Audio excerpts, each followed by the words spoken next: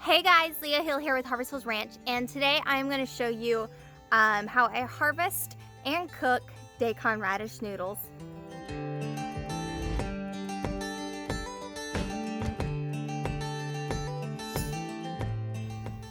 Alright guys, so here we go. Oh! This one's in there. So there's that one. Let's see, this one will be ready. There we go. All right. So I'm gonna harvest a few more of these and I'll see y'all back in the kitchen. Hey guys, Leah Hill here at Harvest Hills Ranch, and welcome back to my kitchen. You might be asking what I'm holding here. This is a daikon radish or an icicle radish. So what do you do with these? I'm so glad you asked. So what I'm gonna do is break the greens off of the radish. There we go. So now I have greens and the radish itself. So let me talk to you about the greens really quick. These guys are super good.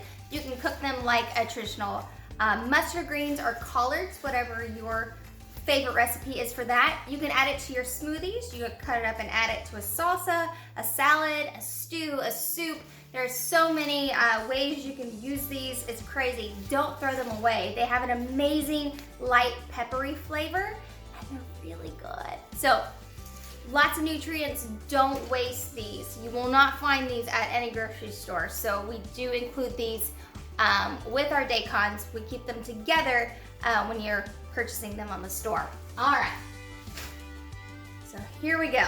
This guy, I've already washed him, so I'm gonna show you how to spiralize these into noodles for a fast, quick, nutritious meal that your family's gonna love. All right, so I have my spiralizer set up here and my pan to catch it in.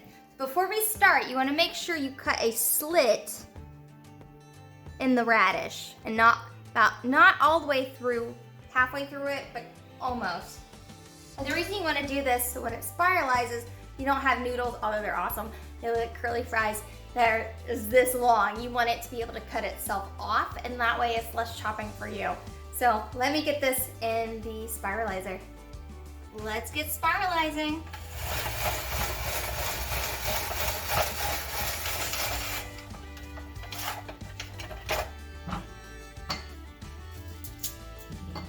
If you have a little curve in your radish, just cut it off, and that way it won't be a struggle when you start spiralizing.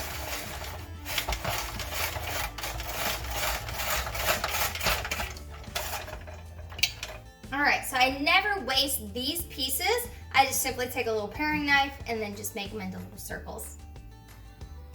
All right, let me keep going. All right, guys, I have all of the daikons spiralized.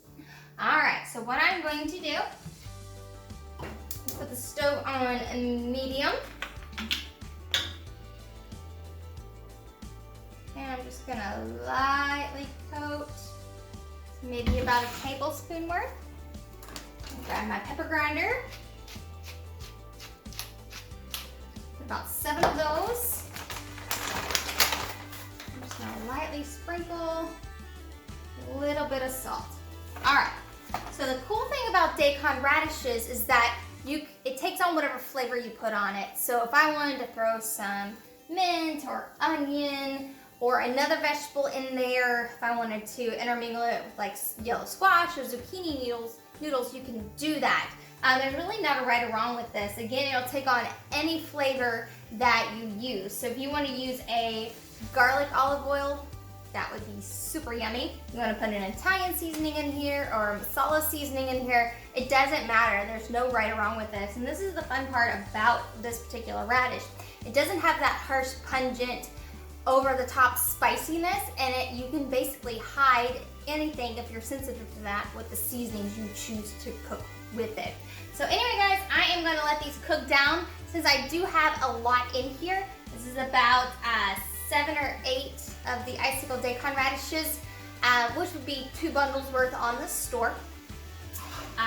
Dr. Hill loves these and so do I, so I never cook enough and I'm like, okay, you can have some more, and I don't get any, so I make sure I cooked more than enough today.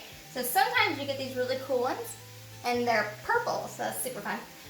Anyway guys, I'll be right back and I'll show you what it looks like when it is done and completed.